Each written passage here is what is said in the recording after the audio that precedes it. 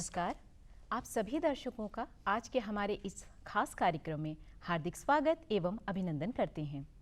दर्शकों, जब हम अपने भविष्य के बारे में सोचना शुरू करते हैं तो सबसे पहले हम अपने करियर का चुनाव करते हैं, जो कि हमारे पूरे जीवन का एक बहुत ही महत्वपूर्ण निर्णय होता है, जिस पे हमारा संपूर्ण जीवन, जो हमारे पूरे ही जीवन को एक नई दिशा प्रदान करने के साथ ही साथ हमारे व्यक्तित्व को भी निखारता है और उसे प्रभावित करता है। दर्शकों, चाहे विज्ञान हो, कला हो या फिर कोई भी अन्य क्षेत्र हो, हर क्षेत्र में सफलता प्राप्त करने के लिए हमें मेहनत, धैर्य, समर्पण और उसके साथ ही आत्मविश्वास की भी आवश्यकता होती है। वो कहते हैं ना कि वह पथ क्या, पथिक विषमता क्या, जिस पथ में कांटे शूल न हो, नाविक की धैर्य कुशलता क्या, यदि धाराएं प्रतिकूल न हो। इसका अर्थ ये हुआ कि सफलता एक दिन में नहीं मिलती है। इसके लिए हमें निरंतर सही दिशा में सही प्रयास करना होता है और एक दिन हमें सफलता अवश्य ही प्राप्त होती है। इसी प्रकार यदि बात की जाए यूपीएससी द्वारा आयोजित सिविल सेवा परीक्षाओं की, जिसमें प्रतिवर्ष लाखों विद्यार्थी इसमें प्रतिभाग करते हैं और सबके मन में बस एक ही चाहत होती है कि किसी ना किसी प्रशासनिक पद पर वो जाके अपना स्थान ग्रहण करें और हमारे देश को और हमारे समाज को एक सही दिशा प्रदान कर सकें। बिल्कुल आकांक्षा जी, आपने बिल्कुल सही कहा। यूपीएससी की परीक्षा कठिन ज़रूर है लेकिन असंभव नहीं है। एक ऐसा सफ़र जो अभूतपूर्व यात्रा की ओर चल पड़ता है, जिसे यूपीएससी कहते हैं। हर एक बच्चे की स्वप्न होता है कि मुझे प्रशासनिक अधिकारी बनना है। जैसा कि अब्राहम लिंकन ने कहा था कि यदि मुझे कोई 6 घंटे का समय दे एक पेड़ को काटने के लिए, तो मैं शुरुआत के 4 घंटे लगाऊंगा उसकी कुल्हाड़ी की धार को तेज करने के लिए। तो आज का यह कार्यक्रम यूपीएससी एक अभूतपूर्व यात्रा, हम आपको लेकर चलेंगे एक ऐसे प्रणेता की ओर, एक ऐसे मेंटर की ओर जो कि एक प्रशिक्षित कोचिंग संस्थान के निदेशक भी हैं और साथ ही एक मेंटर हैं, एक गुरु हैं। हमारे बीच मौजूद हैं डॉक्टर फारूक आजमी साहब। आपका हमारे स्टूडियो में हार्दिक स्वागत एवं अभिनंदन है। धन्यवाद। फारूक सर, हमारे जो दर्शक हैं, खासकर ऐसे छात्र छात्राएं जो कि यूपीएससी की तैयारी कर रहे हैं और उनके अंदर एक स्वप्न होता है कि मुझे देश की सेवा करनी है, तो सबसे पहले हमारे इन छात्र छात्राओं को बताइए कि यूपीएससी है क्या और शुरुआती कदम क्या होने चाहिए यूपीएससी में कदम रखने के लिए और इस यात्रा को पूर्ण करने के लिए। बिल्कुल बिल्कुल, बहुत अच्छा आपका प्रश्न है। और देश भर से तमाम ऐसे स्टूडेंट्स हैं जो ग्रेजुएट हो चुके हैं या ग्रेजुएशन अपना कर रहे हैं, उन्हें यूपीएससी के एग्ज़ाम के बारे में ज़रूर पता होना चाहिए या वो पता करना चाहते हैं, तो हम लोग अपने माध्यम से उन्हें ये बताने की कोशिश करेंगे। यूपीएससी एक तरह से एक संवैधानिक संस्था है जिसे हम लोग संघ लोक सेवा आयोग कहते हैं, जो हम लोगों के देश भर से तमाम जितने भी विभाग हैं और जो अधिकारी हैं, उन अधिकारियों का चुनाव करने के लिए एक तरह से एक सेलेक्टर कमेटी है। आप जैसे ऐसे समझते हैं ना कि जैसे क्रिकेट टीम है, जैसे आमतौर पे सब लोग खेलते हैं, तो लोग सुनते हैं ना कि हमें इंडिया खेलना है, तो उसके लिए हमें डेफिनेटली अपना स्टेट खेल के जाना होता है। इंडिया ए, इंडिया बी खेलते हैं, फिर सेलेक्टर कमेटी के पास जाते हैं। तो अगर हम में टैलेंट है तो जाहिर सी बात है कि हमारा सिलेक्शन होता है। इसी तरह से यूपीएससी ने भी अपने पैरामीटर बना रखे हैं कि अगर आपको प्रशासनिक सेवाओं में आना है तो पहली तो शर्त यह है कि आप ग्रेजुएट होने चाहिए। दूसरी शर्त यह है कि आपके अंदर कुछ ऐसी क्वालिटी होनी चाहिए जो आप प्रशासन को सही तरीके से चला सकें और हैंडल कर सकें।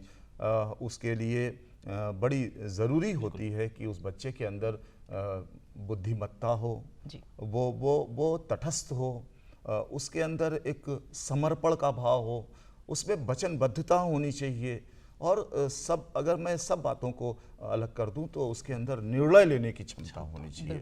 तो ये जो क्वालिटी है ना, इसी क्वालिटी को चुनाव करने का जो नाम है वो यूपीएससी एक संस्था के तौर पर ये काम करती है कि ऐसे बच्चों को चुन करके वो देश के विभिन्न विभागों में अधिकारियों के पद पर स्थापित करती है या भेजती है या सरकार को प्रोवाइड करती है। जी सर, बिल्कुल सर। जैसा कि अभी आपने सर इसके विषय में बताया, तो सर इस परीक्षा में 3 चरण होते हैं, प्री मेंस और आपका इंटरव्यू। जी कुछ गलत हुआ ना? जी जी जी। इस परीक्षा में 3 चरण होते हैं, प्रीलिम्स, मेंस और साक्षात्कार। तो सर इन तीनों ही चरणों के विषय में हमारे जो दर्शक हैं, हमारे जो प्रतियोगी छात्र छात्राएं इसको देख रहे हैं, उनको आप इसके बारे में जानकारी दीजिए। बहुत अच्छा आपका सवाल है। देखो बच्चों, या जो लोग भी इस कार्यक्रम को देख रहे हैं, वो गार्जियन हैं चाहे बच्चे हैं जो इस फील्ड में आना चाहते हैं, उन्हें सबसे पहले मैं ये बता दूं कि जो मैंने अभी 5-6 बातें कही थी कि ये व्यक्तित्व के अंदर होना ज़रूरी है, इसका पता करने के लिए यूपीएससी को कोई जादू की छड़ी तो है नहीं कि वो हमको लगा करके पता कर लेगा।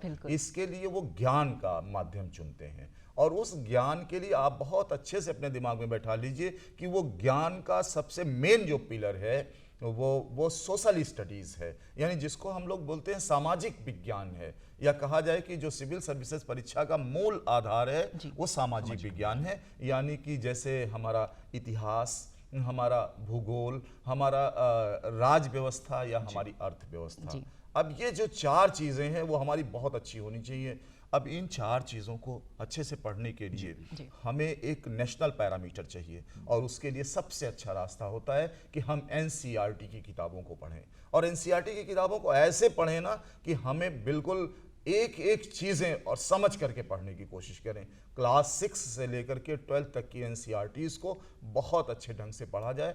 अब डेफिनेटली जब इतना बड़ा सिलेबस है और इसके साथ फिर जोड़ दिया जाता है साइंस एंड टेक्नोलॉजी को, इसके साथ जोड़ दिया जाता है इंटरनेशनल रिलेशन को, इसके साथ जोड़ दिया जाता है इन्वायरमेंट एंड इकोलॉजी को, और करंट अफेयर की भी चीज़ें जोड़ दी जाती हैं, तो इसमें डरने की ज़रूरत नहीं है। ये कोई इतनी बड़ी चीज़ नहीं है, सब ओवरऑल चीज़ें आपकी ठीक हो सकती हैं अगर आपका फाउंडेशन अच्छा है तो ऐसे में होता क्या है कि अब इनको कैसे पूछा जाए, तो इसके लिए यूपीएससी जो अपना प्रोग्राम लाती है एग्ज़ाम का, उसमें पहले वो बच्चे से ओवरऑल से सवाल करती है, और वो क्वेश्चन ऑब्जेक्टिव से ही लाया जा सकता है। तो पहला जो चरण प्रीलिम्स का होता है उसमें ऑब्जेक्टिव सवाल होते हैं। इसके बाद फिर हम उसमें से जिन लोगों को कट ऑफ करते हैं उनका सिलेक्शन लेते हैं, और फिर उनको कॉल करते हैं कि अब आप मेंस के लिए आओ। लेकिन सिलेबस वही होगा, सिलेबस वही होगा, जितनी बातों पर हमने चर्चा किया है उन्हीं में से होगा, लेकिन अब कहा जाएगा कि इसको पूरी तरह से लिखो, यानी कि अभी सब विस्तृत रूप दीजिए, और देखा जाए कि आप में मूल्यांकन करने की क्षमता है, किसी चीज को आप अच्छे से असेस कर पा रहे हैं कि नहीं कर पा रहे हैं, उसको कंक्लूड कर पा रहे हैं कि नहीं, उसके निष्कर्ष तक पहुंचने की कोशिश कर रहे हैं कि नहीं कर रहे हैं, या आपका इंट्रोडक्शन कैसा है किसी चीज के लिए। और जब आप इसको भी क्वालिफाई कर लेते हैं तब आपको फिर बुलाया जाता है आमने सामने, साक्षात्कार। और आमने सामने का मतलब है इंटरव्यू यानी कि साक्षात्कार। और मैं आपको बता दूं कि साक्षात्कार का मेन विषय होता है आपका व्यक्तित्व, आपका इंटरनल व्यक्तित्व कैसा है, और उस व्यक्तित्व के लिए हमें बस वही चीज़ें जो मैंने आपको अभी बताई हैं कि 6 पैरामीटर ज़रूरी हैं जिनका सवालों के माध्यम से पता लगा लिया जाता है कि आपके अंदर ये क्वालिटी है कि नहीं है। और अगर ये क्वालिटी आप में है तो आपका वेलकम है कि आप आइए और हमारी संस्था के साथ काम कीजिए। और अगर मान लीजिए कि किसी वजह से आप में कोई कमी रह गई है तो घबराने की ज़रूरत नहीं है उसमें। अगले बार फिर मेहनत कीजिए और अगली बार आपका चुनाव हो जाएगा, इस बार किसी और का हो जाएगा, क्योंकि कहा जाता है कि सर झुकाओगे तो पत्थर देवता हो जाएगा, इतना मत चाहो उसे, वो बेवफा हो जाएगा। हम भी दरिया हैं, हमें अपना हुनर मालूम है, चल पड़ेंगे जिस तरफ एक रास्ता हो जाएगा। क्या बात है फारूक साहब कि चल पड़ेंगे जिस तरफ एक रास्ता हो जाएगा। जिस तरह आपने प्रीलिम्स, मेंस और साक्षात्कार की महत्वपूर्ण बिंदुओं को हमारे दर्शकों को बताया, इस कड़ी में आज हमारे स्टूडियो में एक प्रतियोगी छात्र भी यहाँ पर उन सभी का प्रतिनिधित्व करने के लिए बैठे हैं। आर्यन श्रीवास्तव जी यहाँ पर हैं। हम चाहेंगे कि आर्यन, छात्रों में काफ़ी पसोपेश की स्थिति होती है कि हम शुरुआत कैसे करें, हमारे मन में काफ़ी संशय है। तो यदि एक प्रतियोगी छात्र के रूप में आप आर्यन यहाँ पर हैं तो आप क्या प्रश्न पूछना चाहेंगे और आपके अंदर क्या जिज्ञासा है जो आप हमारे डॉक्टर फारूक आजमी जी से जानना चाहेंगे? नमस्ते सर, मेरा नाम आर्यन श्रीवास्तव है। सर, मेरा सवाल ये है कि मुझे और मेरे साथ बहुत सारे विद्यार्थियों को ये दिक्कत आती है कि हम पढ़ते तो बहुत हैं पर समझ में नहीं आता, इसका क्या समाधान है? ये बड़ी कॉमन सी प्रॉब्लम है जो स्टूडेंट्स के बीच में है। जैसे ज़्यादातर हम लोग को जो परिवेश से आते हैं बच्चे, तो उनको ये रहता है कि हम खाना खा रहे हैं, ठीक है ना। जैसे पढ़ते तो हम खेलेंगे नेशनल, लेकिन अपनी फिटनेस पे ध्यान नहीं देंगे। ये बहुत बड़ी बात होती है। अब उनके साथ ये है कि उनका जो डाइट चार्ट है, वो डाइट प्लान वो सही नहीं होता है।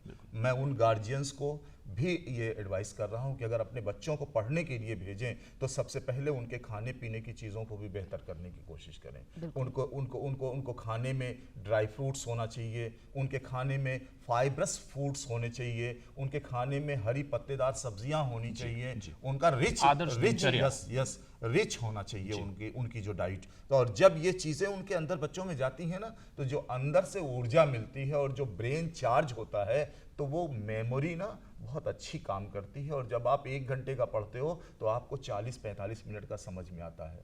और अगर आप आपकी डाइट अच्छी नहीं है तो आप चाहे कितना भी पढ़ते रहें, ये चीज़ें आपका जो ब्रेन है उसको ग्रास्प नहीं कर पाएगा। आप सीधी सी बात है कि आप कंप्यूटर सिस्टम पर बैठे रहिए और आपने कंप्यूटर ऑन नहीं किया तो डिस्प्ले पर क्या दिखाई देगा? कुछ भी नहीं। और आपने कहा मैं 20 घंटे बैठा था, डिस्प्ले ऑन ही नहीं हुआ, तो डेफिनेटली बच्चे बैठे तो हैं लेकिन डिस्प्ले ऑन ही नहीं है, क्योंकि उनको उतना चार्ज ही नहीं, उनको उतना एनर्जी ही नहीं मिल पा रही है। और बच्चे बड़ी जल्दी थक भी जाते हैं पढ़ाई के दौरान, और उसकी वजह बिल्कुल यही है कि उनका अपना कोई डाइट प्लान नहीं है।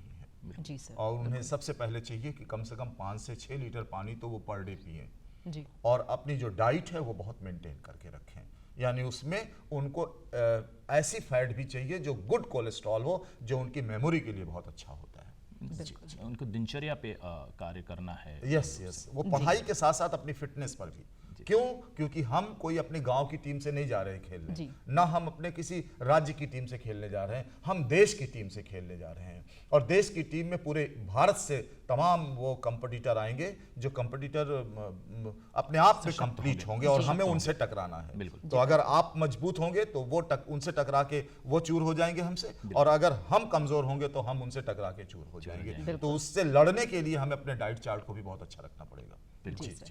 सिर्फ पढ़ाई ही नहीं। सर, जैसा कि अभी आपने ग्रामीण परिवेश की बात की, तो ऐसे भी हमारे छात्र होते हैं जो कि हिंदी मीडियम से पढ़े हुए होते हैं और उसके साथ ही वो ग्रामीण परिवेश से होते हैं, तो उनको इस क्षेत्र में आने पे किन किन कठिनाइयों का सामना करना पड़ता है, इसके विषय में थोड़ा हमारे दर्शकों को बहुत बताएं। अच्छा है, ये कोई कठिनाई नहीं है। मैं यहाँ से आपके चैनल के माध्यम से ये बात को बोल रहा हूँ, ये कोई कठिनाई नहीं है, कठिनाई बनाई गई है जी। बच्चों ने 12th क्लास पढ़ने के बाद इस कॉलेज छोड़ दिए हैं, बच्चों ने यूनिवर्सिटीज छोड़ दी हैं, एडमिशन ले लिया है और उसके बाद वो जा करके किसी संस्थान में एडमिशन ले लेते हैं। उनकी मॉनिटरिंग नहीं हो पाती, उनको ना प्रॉपर कोई भी ऐसा प्रशिक्षक नहीं मिल पाता जो प्रशिक्षण ले करके आया हुआ होता है। वो प्रोफेसर से दूर हैं, वो लेक्चरर से दूर हैं, वो अपने मेंटोर से दूर हैं, अपने गार्जियन से दूर हैं और अपने मनमाना करते हैं। वो हैं तो हिंदी मीडियम के स्टूडेंट, लेकिन उनको ये लगता है कि वो इंग्लिश अच्छी कर सकते हैं, तो ना वो हिंदी के हो पाते हैं ना इंग्लिश के हो पाते हैं। मैं आपसे एक दावे के साथ कहता हूं कि अगर अच्छी हिंदी, जब बच्चे की अपनी वर्तनी ठीक हो, बच्चे का कामा ठीक हो, बच्चे का फुल स्टॉप ठीक हो, बच्चे को ये पता हो कि पैराग्राफ कहाँ मुझे चेंज करना है, मैं दावे के साथ कहता हूं कि अगर वो पढ़ने में अच्छा है तो वो टॉप कर सकता है। लेकिन ना तो हम अपने हिंदी में अच्छे हैं, ना हम अपने इंग्लिश में अच्छे हैं, तो हम ये बीच के जो संक्रमणीय जो अवस्था है, इस अवस्था में फंसे हुए। तो मेरा बड़ा सीधा सा संदेश है अपने हिंदी माध्यम के छात्रों के लिए कि आप यकीन मानिए कि आप ही कर सकते हैं और आप ही करते आए हैं। आप बिल्कुल इस तरह के लालच में ना फंसिए, ना आने की कोशिश कीजिए कि इंग्लिश मीडियम से होता है, इंग्लिश मीडियम से नो। आप उधर जाएंगे तो अपना एक्सप्रेशन नहीं कर सकते, और जो चीज़ एक्सप्रेस नहीं की जा सकती तो फिर उस क्षेत्र में आप अच्छा नहीं लिख पाएंगे और ना अच्छा कर पाएंगे। इसलिए अपने पर बने रहिए और अपने माध्यम को ही खूब अच्छा करने की कोशिश कीजिए। जैसे हम हिंदी मीडियम के हैं तो हमें हिंदी आती ही नहीं, और हम कहते हैं कि हम हिंदी मीडियम के हैं। हम इंग्लिश मीडियम के हैं, हम इंग्लिश आती ही नहीं। तो हमारे ग्रामीण परिवेश में ज्यादातर क्या हो गया कि लोग हैं हिंदी के और लेते इंग्लिश को हैं, या हैं इंग्लिश के और लेते हिंदी को हैं, तो वो उसी में बीच में फंसे हुए हैं। इससे कुछ नहीं फर्क पड़ता है। आप इंटेलिजेंट कितने हैं ये इंपॉर्टेंट है, और आप जो भी सब्जेक्ट लीजिए, चाहे जो भी माध्यम चुनिए, उस माध्यम के महारथी हो जाइए, तो आपका कोई सिलेक्शन नहीं रुक सकता है। मैं कह रहा हूँ इस चीज को। बिल्कुल, जिस तरह का हमारे बीच एक ऐसे प्रेरणा स्रोत हैं और ऐसा मार्गदर्शन दे रहे हैं, निश्चित रूप से हमारे जो भी दर्शक आज ग्रामीण क्षेत्रों से स्टूडेंट्स हैं, उन्हें काफ़ी ऊर्जा मिल रही होगी, एक मार्गदर्शन मिलेगा। लेकिन सर, एक ऐसा विषय अक्सर हम देखते आए हैं कि जो ग्रामीण क्षेत्र से बच्चा आ रहा है पढ़ने, कहीं ना कहीं संसाधनों की कमी, आर्थिक रूप से वो तो निशक्त है, लेकिन उसके साथ एक माहौल बन चुका है ऑनलाइन शिक्षा और स्वाध्याय का। निश्चित रूप से बहुत कम प्रायिकता है आगे बढ़ने की, परिणाम तक पहुंचने की इस यात्रा में। तो क्या स्वाध्याय अथवा ऑनलाइन शिक्षा हमारी भौतिक शिक्षा जो फिजिकल क्लासेज है इससे डिफर करती है, या इसमें चांसेस हैं आगे बढ़ने के? देखिए एकदम आपका प्रश्न बहुत जेन्युइन है। आप लोग एक नाम सुनते होंगे, शब्द सुनते होंगे, इकोसिस्टम। ठीक है, पारिस्थितिकी तंत्र, हर चीज़ का एक पारिस्थितिकी तंत्र होता है जी। और उसमें ना जितने लोग रहते हैं सब एक दूसरे पर निर्भर होकर के अपनी चीज़ों को पूरा करते हैं। बिल्कुल, हमारे देश में गरीबी को बहुत ज़्यादा तरजीह नहीं दी जा सकती, क्योंकि हम लोग सब लोग अगर एक तरह से देखा जाए तो सब उसी श्रेणी में आते हैं जी। महसूस करने की बात है कि हमने गरीबी को महसूस कितना किया है। अगर आप 12th पास कर चुके हैं, अगर आपने ग्रेजुएशन कंप्लीट कर लिया है और यहाँ तक आपकी गरीबी नहीं थी, अब इसके आगे भी आप अपने को गरीब मत समझिए। ये समाजवादी व्यवस्थाएं हैं, यहाँ लोग एक दूसरे का हाथ थाम लेते हैं।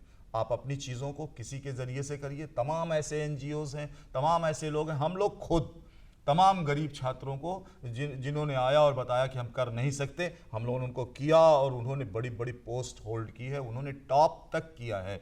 तो गरीबी कहीं आड़े आ ही नहीं सकती आपकी पढ़ाई में, क्योंकि आप ऐसे देश में हैं जिस देश में गरीब को तुरंत थाम लिया जाता है। यानी अगर लोग जान जाते हैं कि इस बंदे को कोई कमी है तो उस कमी को ऐसे पूरा कर दिया जाता है कि उसको पता भी नहीं चल पाता है, क्योंकि यहाँ गरीबी है तो ज़रूर, लेकिन उस गरीबी को दिखाया नहीं जाता, यानी वो गरीबी दिखती नहीं हमारी। तो यहाँ गरीबी कभी आड़े नहीं आ सकती। आप निकल करके आइए, पहले अपने अंदर जज्बा पैदा कीजिए कि हमें जुनून है इस चीज़ को करने का। आप देखिएगा आप ही का सिलेक्शन होगा। और दूसरे जो ऑनलाइन शिक्षा की बात कर रहे हैं सर, तो जो ऑनलाइन शिक्षा है वो सिविल सर्विसेज के लिए बहुत अच्छी शिक्षा नहीं हो सकती है, क्योंकि सिविल सर्विसेज में हम पढ़ाई के साथ साथ एक एथिक्स भी डेवलप करते हैं बच्चे के अंदर।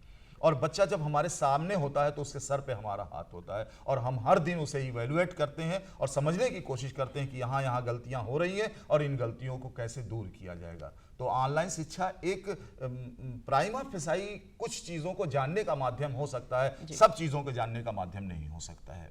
और मुझे लगता है कि सेल्फ स्टडी से अच्छा कुछ भी नहीं होता। अगर इंसान ये मान ले कि मुझे खुद से पढ़ना है तो वो बहुत अच्छा कर सकता है। और कोई एक मेंटोर ले ले, कोई अपना एक सीनियर ले ले या किसी को एक आइडियल बना ले और उसी से सबक लेता रहे और वही सबक को उसको पढ़ पढ़ करके सुनाता रहे या उसको लिख लिख करके दिखाता रहे। मैं कहता हूं कि इसमें कुछ नहीं है, आसानी से 6 से 8 महीने के भीतर ये परीक्षा पास की जा सकती है। जी सर, बिल्कुल। सर, जैसा कि आप परीक्षा पास होने की बात हो रही है, बहुत से ऐसे विद्यार्थी हैं जो ये प्रतियोगी परीक्षाएं देते हैं और उसमें उनको असफलता उनके हाथ लगती है।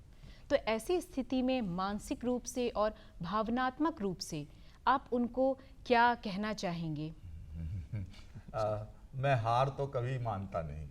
मैं एक मेंटोर और एक कोच होने के नाते ये ज़रूर कहूँगा कि या तो आदमी जीतता है या तो सीखता है।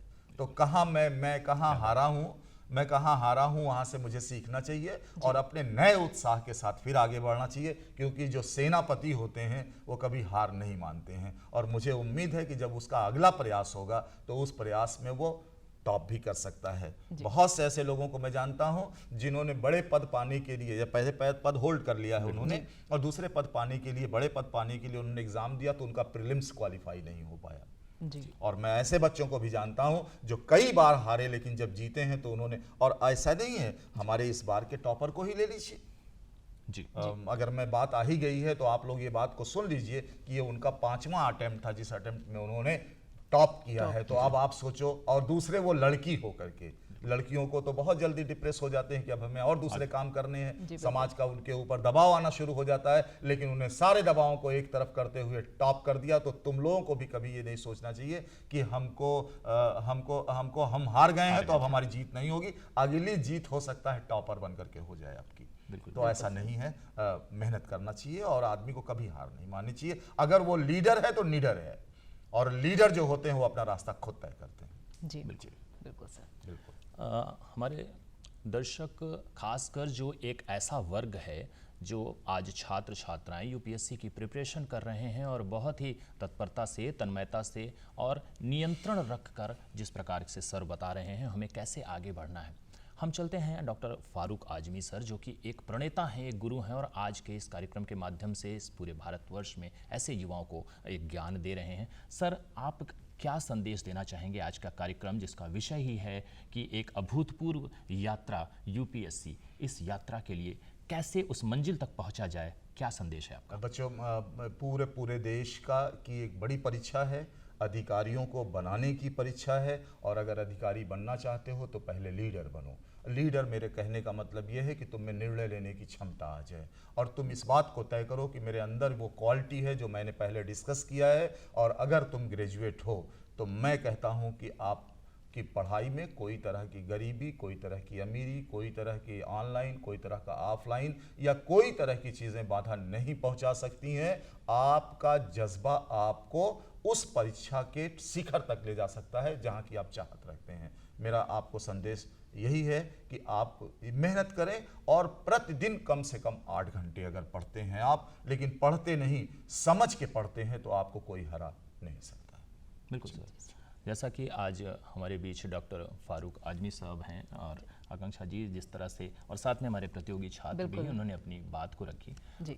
एक आधारभूत संरचना यूपीएससी की बताई गई। यूपीएससी एक शब्द हम सुनते आए हैं, हमें पास करना है, लेकिन जैसा कि सर ने बताया कि एनसीईआरटी की तैयारी प्रारंभ से ही हमें अपने बच्चों को एक दिशा देनी है, क्लास 6 से, क्लास 7 से ही उस पढ़ाई के रास्ते को दिखाना है। और जैसा कि हमारे देश के, भारतवर्ष के आदर्श स्वामी विवेकानंद जी जो कि युवा प्रणेता थे, उन्होंने हमसे ये कहा था कि हमारे युवाओं को जागृत करने के लिए हमेशा से कहा था कि उठो, जागो और अपने लक्ष्य के प्रति तब तक लगे रहो जब तक सफलता प्राप्त ना हो। तो निश्चित रूप से हम सबको लगे रहना है।